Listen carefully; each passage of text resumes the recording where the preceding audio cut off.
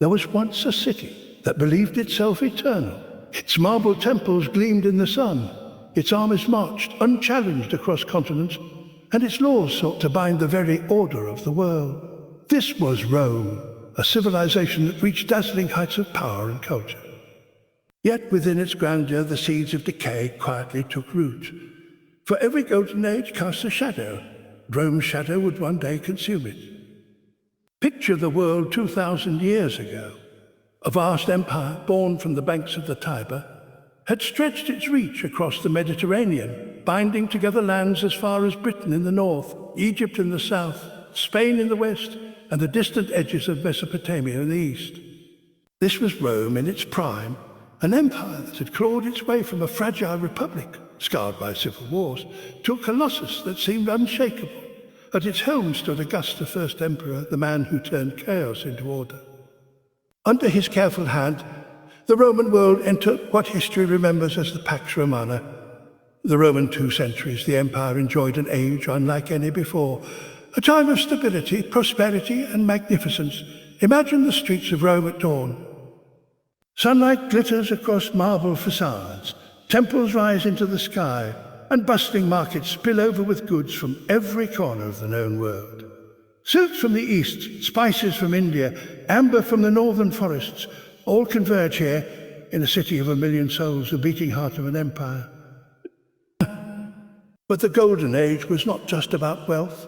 It was about vision. Roads carved through mountains and deserts stitched the empire together. These highways of stone carried legions, merchants, and ideas with breathtaking efficiency.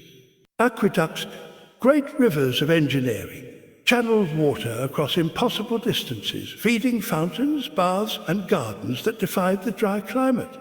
To live in Rome was to be touched by marvels that felt almost divine. The empire's military, once a machine of conquest, now became a shield of peace. Legionaries stood watch at the frontiers, their discipline unmatched, their loyalty unyielding. They were more than soldiers. They were the guardians of civilization itself, holding back the chaos of the barbarian world beyond. Their presence ensured that within Rome's borders, people could prosper without fear, and prosper they did. Trade flourished, agriculture thrived, and art found a stage. Poets like Virgil captured the spirit of the empire in verse. Architects raised amphitheaters, circuses, and temples that dwarfed anything seen before. Even the common citizen felt Rome's embrace, granted bread to eat, entertainment to enjoy, and a sense of belonging to something greater than themselves. But beyond the marble and the spectacle, Rome's golden age was built on something even more enduring, law and governance. Augustus and those who followed him crafted systems of order that balanced power between emperor and senate, province and city, soldier and citizen. Roman law became the backbone of the empire, a framework so profound that echoes of it can still be found in our courts and constitutions today. Yet perhaps the greatest triumph of this age was not material but psychological. Rome gave its people a sense of destiny. They were chosen to rule, to civilize, to bring order where there had been none. The empire became more than land and armies. It was an idea, a vision of eternity carved into stone. And so the Golden Age gleamed. Rome stood as the lighthouse of the ancient world, casting its brilliance across continents. To outsiders, it seemed indestructible, immortal. Its emperors were worshipped as gods, its legions feared as thunder, its culture admired and imitated by all. But as history teaches, even the brightest flame cast the darkest. For while Rome's golden age dazzled the world, beneath its marble surface cracks had begun to form, cracks that, in time, would widen into chasms. Yet in this moment, none could see it. To those who lived under the empire's might, it seemed as though Rome's glory would never end. If Rome's power was built upon conquest, its soul was revealed through culture. Step into the grand libraries and forums of the empire, and you would find more than soldiers and statesmen. You would find poets, philosophers, architects, and artists, all shaping a civilization that was not only mighty but magnificent. Rome's golden age was not defined by the sword alone, but by the pen, the chisel, and the brush. In the amphitheater, stone became spectacle. The Colosseum, an arena of impossible scale, stood as a symbol of Roman ambition. Here tens of thousands gathered, their voices rising in a thunderous roar as gladiators clashed beneath the blazing sun. Though brutal, these games were more than bloodshed. They were theatre, politics, and propaganda. They reminded every citizen that Rome was powerful, generous, and eternal. But beyond the roar of the crowds, Rome's cultural brilliance whispered in quieter places. In the works of Virgil, the Aeneid spoke of destiny and divine favour, binding Rome's present glory to its mythical past. Ovid's verses painted love and longing with playful elegance, while Livy chronicled Rome's history with reverence for its roots. These voices gave Rome identity, weaving together memory and myth into a story that endured far beyond its own lifetime. Roman architecture too told its tale. To walk through the city was to walk through a masterpiece. The Pantheon, with its vast dome and oculus, was more than a temple. It was a declaration of man's mastery over stone, space, and light. Aqueducts marched across valleys and hills, their arches carrying life-giving water to millions. Roads carved through wild landscapes, transforming distant provinces into neighbours of the capital. Wherever Rome extended its hand, it left behind monuments that seemed to defy time itself. Art adorned these spaces.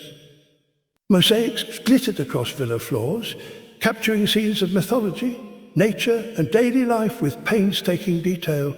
Statues, often modelled on Greek ideals, filled forums and temples with forms that appeared both godlike and human. Frescoes covered the walls of Pompeii and Herculaneum, preserving in colour and shape the rhythm of ordinary Roman existence, the laughter, the feast, the quiet intimacy of family life. Philosophy, too, found fertile ground. The Stoics, with their teachings of duty, discipline, and virtue, resonated deeply with Rome's ruling class.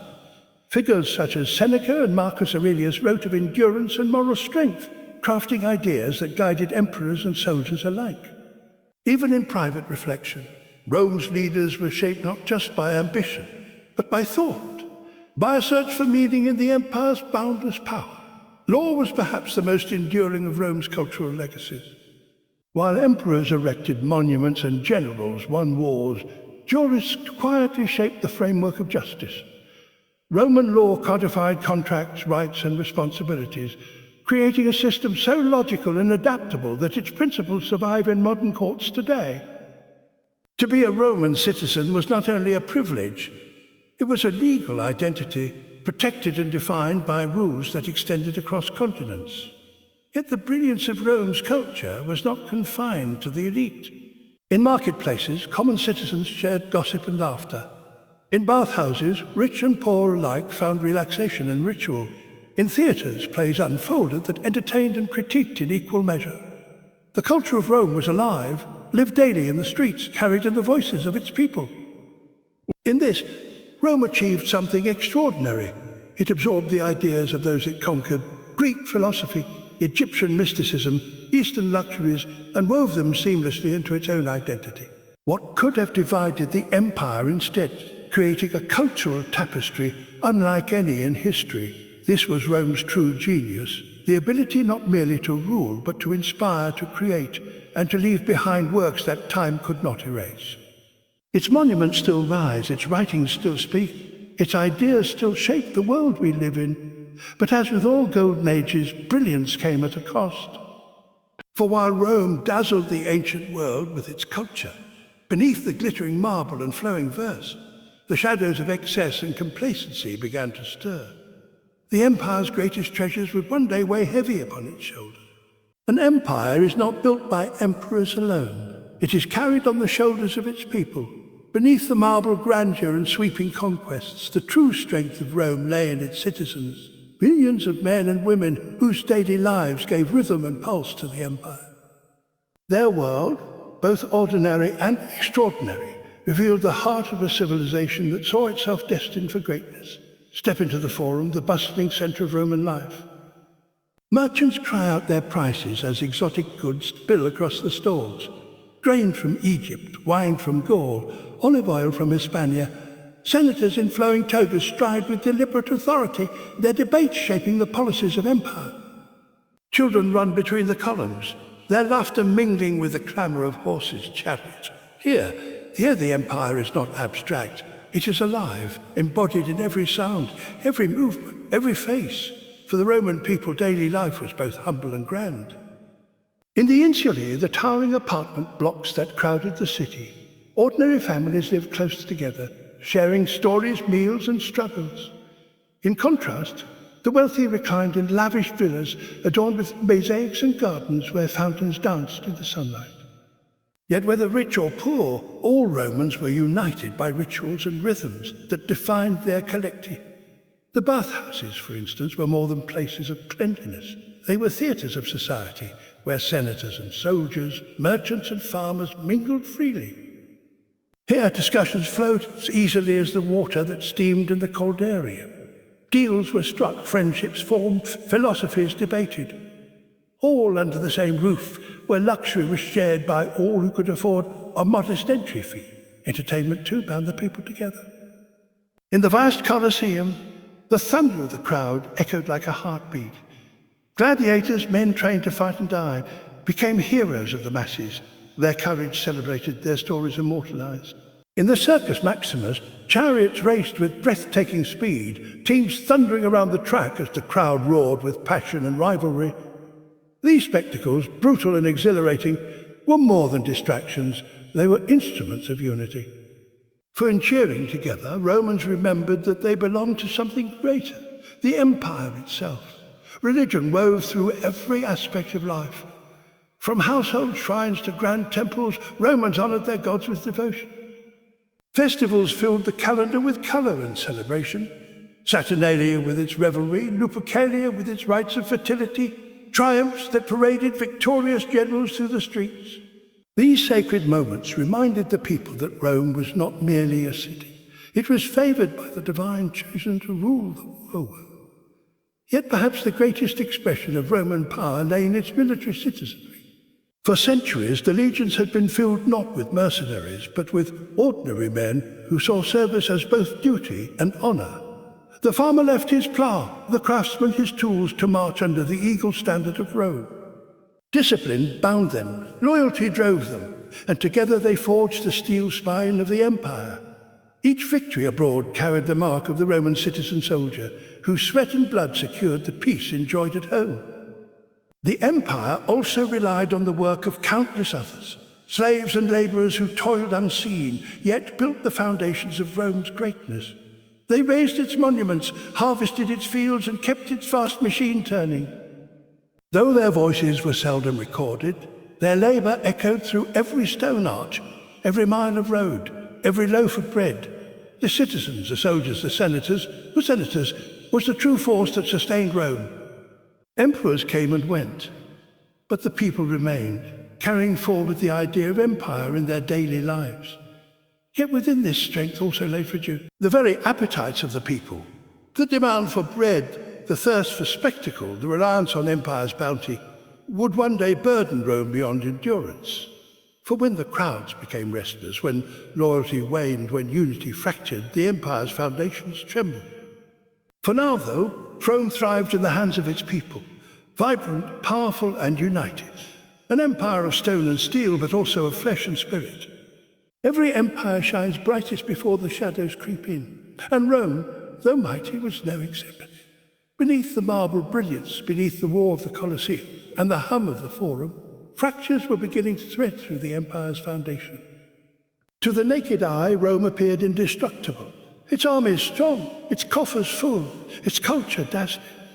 But like a great oak rotting from within, Rome carried the seeds of its own undoing. The first shadow was political instability. What Augustus had built, a delicate balance between Senate and Emperor, soon became a stage for ambition and treachery. Power shifted not through wisdom, but through blood. Emperors rose and fell with alarming speed, their reigns often ending in betrayal, poison, or blade. Civil wars scarred the empire as rival generals vied for the throne, turning legions against one another. Rome's greatest strength, its disciplined army, became a weapon of civil strife. The second shadow was corruption. As the empire grew vast, its officials grew greedy. Governors plundered provinces, tax collectors drained the poor, and senators enriched themselves while Rome's common citizens struggled. Gold once used to build aqueducts and roads now lined private estates. The empire that had once prided itself on discipline and civic duty began to suffocate under the weight of greed. Then came economic troubles. Rome's hunger was insatiable. Its people demanded bread, its legions demanded pay, and its emperors demanded monuments of glory.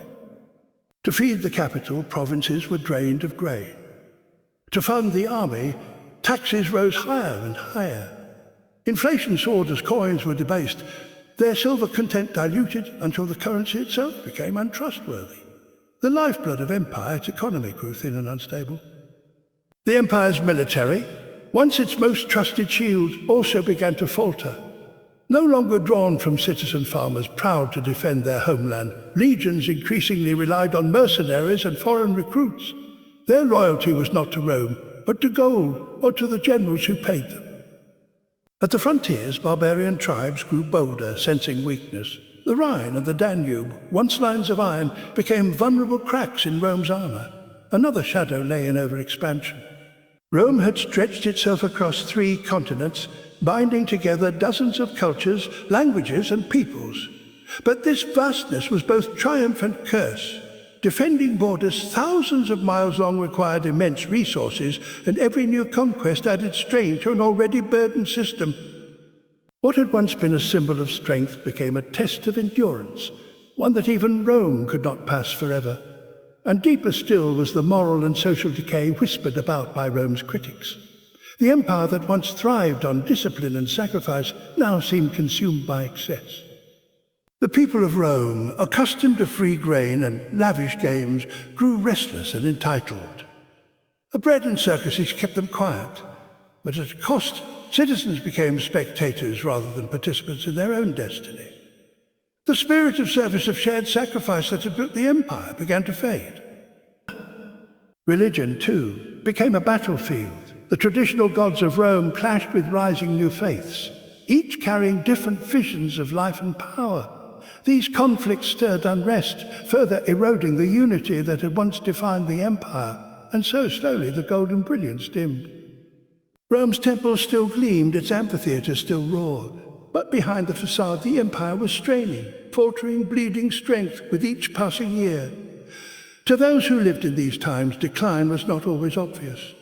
The city still bustled, the empire still commanded all. But historians, looking back, can see the gathering storm, the cracks spreading through marble walls, the rock beneath the polished surface. For every civilization, there comes a moment when grandeur is no longer enough to hold back the weight of history. When once the eternal city was inching ever closer to that moment. The shadows had grown long, and soon they would consume the light. No empire, no matter how mighty, can escape the turning tide of history. And so it was with Rome. The shadows that had long crept through the empire finally gathered into a storm. In the 3rd century, crisis struck like a hammer. Emperors rose and fell with dizzying speed, sometimes 3, 4, even 5 in a single year. Legions fought not only against Rome's enemies, but against one another, tearing the empire apart from within. The dream of eternal stability crumbled under the weight of ambition, greed, and chaos. Barbarian pressure grew relentless. At the borders, tribes once held at bay now surged forward with fury. The Goths swept into Roman lands, shattering legions that had once been thought invincible. The Huns, fierce and unyielding, descended from the steppes like a storm, driving wave after wave of tribes into the empire's weakening defenses. For centuries, Rome had been the hunter. Now it became the hunted. The empire split under the strain. In the east, Constantinople rose, a glittering new Rome that would endure for 1,000 more years. But in the west, the ancient heart of the empire faltered. Rome itself, once the beacon of the known world, became vulnerable. In the year 410, the unthinkable happened. The city was sacked by the Visigoths. For the first time in 8 centuries, Rome was brought low, its people scattered, its grandeur violated. To those who lived through it, it felt as though the world itself had ended. Yet even in decline, Rome lingered on. Emperors still reigned in name, the Senate still met in shadow, but the empire had lost its soul. In 476, the final emperor of the West, Romulus Augustus, a boy of no great power, was deposed. The Western Roman Empire, once master of the world, was no more. The fall was not a single event, but a slow unravelling. Roads crumbled, aqueducts ran dry, cities shrank, and the rhythm of Roman life faded. The great empire dissolved into fragments. Kingdoms and tribes now ruled where legions once stood. Europe descended into an age of uncertainty, of darkness and silence, where the memory of Rome lingered like a ghost among ruins. And yet, Rome never truly died. Its legacy endured in ways its emperors could never have foreseen. Roman law became the foundation of justice across continents. Latin, the tongue of the empire, evolved into languages still spoken today: Spanish, French, Italian, Portuguese, Romanian. Roman architecture inspired centuries of builders, its arches and domes rising anew in cathedrals, palaces and capitals far removed from the Tiber. Even in governance, the idea of Rome persisted. The notion of a republic, of citizenship, of a Senate debating the fate of nations. These echoes resound in modern democracies, testaments to ideals born in that ancient city. Rome's memory became a compass, guiding civilizations through the centuries that followed. For though its empire collapsed, the idea of Rome proved immortal.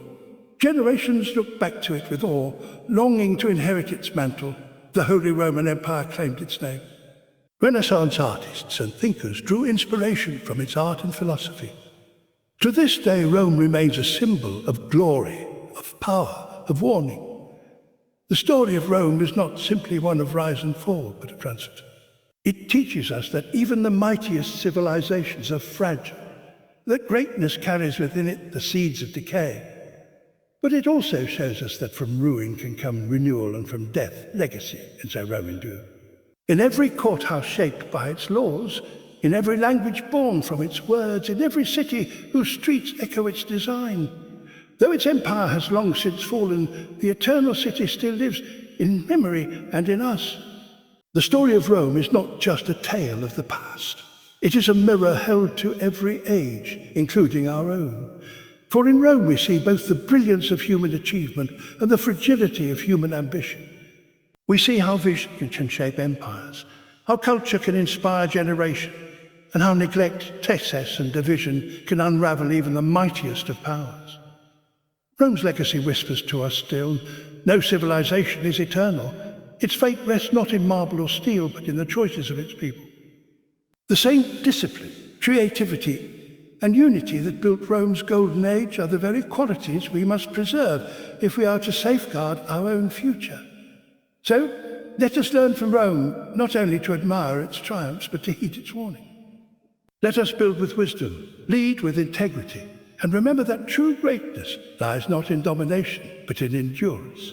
For though Rome has fallen, its story endures, and in its rise and decline, it asks us a question that echoes across the centuries: what legacy will we leave behind?